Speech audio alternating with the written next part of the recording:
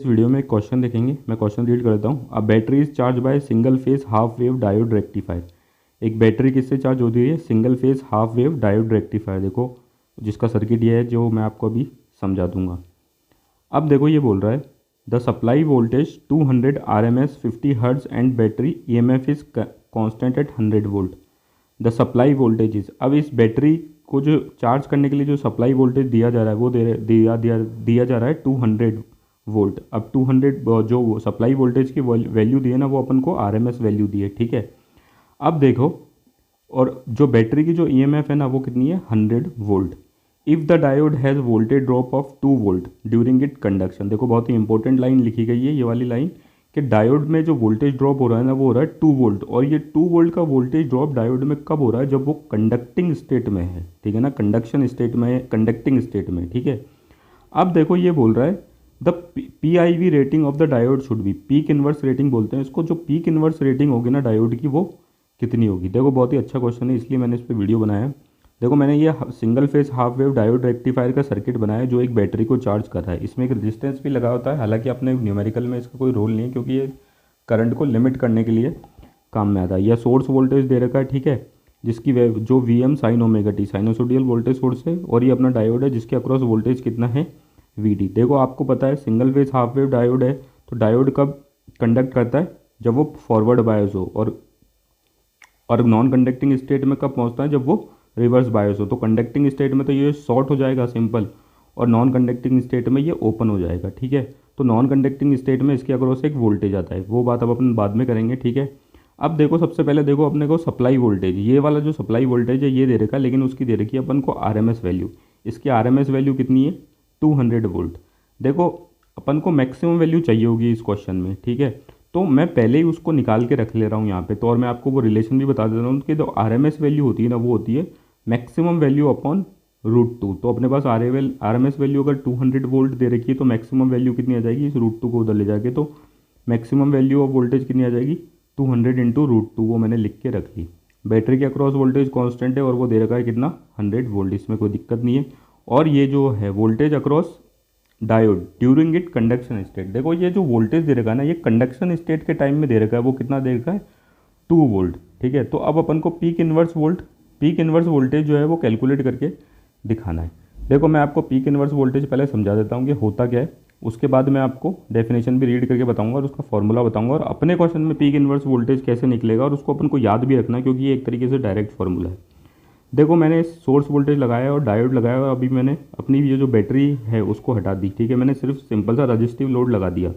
अब देखो क्या होगा जब अपना डायोड फॉरवर्ड बाय, ये सोर्स वोल्टेज की वेव फॉर्म है, साइनोसोडियल वोल्टेज है, तो जब अपना डायोड फॉरवर्ड बायस होगा, ये जो डायोड फॉरवर्ड बायस होगा तो ये कंडक्ट करेगा, तो वेव फॉर्म आएगी। और जब रिवर्स बायस, जब वोल्टेज जो है इसके across negative half cycle, sorry मैं फिर से बोलता हूँ यार, मैं शायद थोड़ा गलत बोल दिया। जब source voltage positive source voltage के पॉजिटिव साइकिल में अपना डायोड कंडक्ट करेगा, ठीक है, तो अपन को जो है डायोड कंडक्ट करेगा मतलब करंट को फ्लो करने देगा, इसका मतलब अपन को आउटपुट वोल्टेज मिलेगा, ठीक है। तो अपन को देखो आउटपुट वोल्टेज मिल गया। और नेगेटिव हाफ साइकिल में क्या होगा, अपना ये जो डायोड है वो कंडक्ट नहीं करेगा। तो कंडक्ट नहीं करेगा मतलब कि ये एक तरीके से ओपन सर्किट हो जाएगा, करंट फ्लो नहीं होगा, तो अपने आउटपुट के अक्रॉस, अपने आउटपुट रेजिस्टेंस के अक्रॉस वोल्टेज नहीं आएगा। तो जो है नेगेटिव हाई साइकिल में क्या होगा, अपना डायोड कंडक्ट नहीं करेगा तो अपने पास आउटपुट वोल्टेज नहीं मिलेगा। तो देखो यहाँ की वेवफॉर्म गायब है, आगे बिल्कुल ऐसा ही वापस से पॉजिटिव हाफ साइकिल में अपना डायोड कंडक्ट करेगा तो अपन को आउटपुट वोल्टेज मिलेगा। देखो नेगेटिव हाफ साइकिल में जब डायोड कंडक्ट नहीं कर रहा था ना, तो डायोड एक्ट कर रहा था एज अ ओपन सर्किट, ये ओपन सर्किट एक्ट कर रहा था, तो सारा जो सर्किट का वोल्टेज था ना, या फिर मैं बोलतूँ जो मैक्सिमम वोल्टेज था सप्लाई का, वो किसके अक्रॉस आ गया था? डायोड के अक्रॉस। तो जो मैक्सिमम वोल्टेज था सप्लाई का नेगेटिव हाफ साइकिल में वो कितना था? VM। और ये किसके आ गया? डायोड के अक्रॉस। तो ये हो गया वोल्टेज अक्रॉस डायोड। तो यही जो मैक्सिमम वोल्टेज होता है ना जो नेगेटिव हाफ साइकिल में, या फिर जब मैं बोल दूँ जब डायोड अपना रिवर्स बायस होता है तब उसके अक्रॉस आता है, वही क्या कहलाता है? अपना पीक इन्वर्स वोल्टेज। तो मैं आपको यहाँ पे देखो रीड करके भी बता देता हूँ, ठीक है। Peak inverse voltage, sorry, it is the maximum voltage that appear across diode when it is reverse bias. जब डायोड रिवर्स बायस होता है ना, तब इसके अक्रॉस जो मैक्सिमम वोल्टेज आता है वही क्या कहलाता है? Peak inverse voltage. देखो नेगेटिव हाफ साइकिल के लिए अपना डायोड क्या था? नेगेटिव हाफ साइकिल के लिए अपना डायोड रिवर्स बायस हो गया था, तो रिवर्स बायस हो गया था ना, तो मैक्सिमम वोल्टेज इसके अक्रॉस अपीयर हो गया था। ये मैक्सिमम वोल्टेज ही क्या कहलाता है, अपना पीक इनवर्स वोल्टेज। देखो अब मैं आपको एक चीज़ यहीं पे ही समझा देता हूँ। चलो पहले मैं आपको इसका ही फॉर्मूला बता देता हूँ ताकि कन्फ्यूजन नहीं हो। तो देखो पीक इनवर्स वोल्टेज कितना हो गया, मैक्सिमम वोल्टेज जब डायोड रिवर्स बायस हो या नॉन कंडक्टिंग स्टेट में हो, तो मैक्सिमम वोल्टेज बोल लो, या फिर अगर आरएमएस में वैल्यू दी हुई हो तो मैक्सिमम वोल्टेज निकाल लो √2 इंटू आरएमएस, जैसे कि मैंने आपको पहले करके बताया था। मैक्सिमम आरएमएस वैल्यू की वोल्टेज की वैल्यू क्या होती है मैक्सिमम वोल्टेज अपॉन √2। तो आरएमएस तो मैक्सिमम वोल्टेज की वैल्यू क्या निकल गई, √2 इंटू आरएमएस, जो मैंने आपको पहले बताया था। इसमें थोड़ा कन्फ्यूज होना है, ठीक है ना।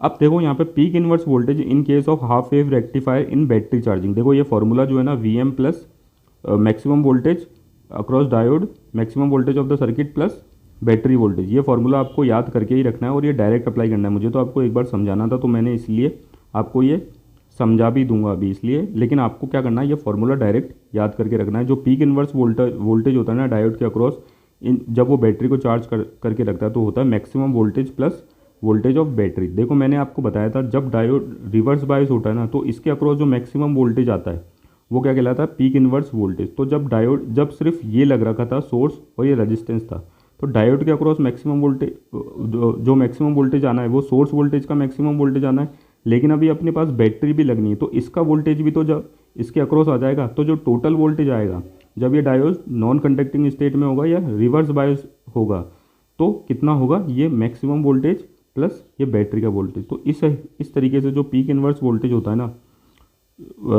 हाफ वेव रेक्टिफायर में बैटरी चार्जिंग में, वो कितना होता है, वीएम प्लस ई। तो देखो वीएम अपने पास 200 इंटू √2 मैंने पहले ही निकाल के बताया था, और ई कितना है, 100 है, ठीक है।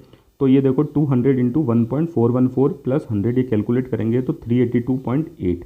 अब देखो मैं आपको एक चीज़ बताता हूँ, ये वाला वोल्टेज क्यों नहीं कंसिडर किया, क्योंकि ये वोल्टेज आ रहा है डायोड के अक्रॉस कंडक्शन स्टेट में, और पीक इनवर्स वो वोल्टेज क्या होता है, जो डायोड के अक्रॉस वोल्टेज अपीयर हो नॉन कंडक्टिंग स्टेट में। इसलिए मैंने इसलिए इसमें कंफ्यूज करने के लिए क्वेश्चन में दिया गया था, ये वोल्टेज ऐड नहीं करना है, क्योंकि ये डायोड के अक्रॉस वोल्टेज है कंडक्शन स्टेट में, और अपना पीक इनवर्स वोल्टेज होता है maximum voltage across diode in non conducting state. तो देखो यही ऑप्शन में अपने था, मैं आपको बताता हूँ, 382.2 वोल्ट, 382.84 वोल्ट, ठीक है।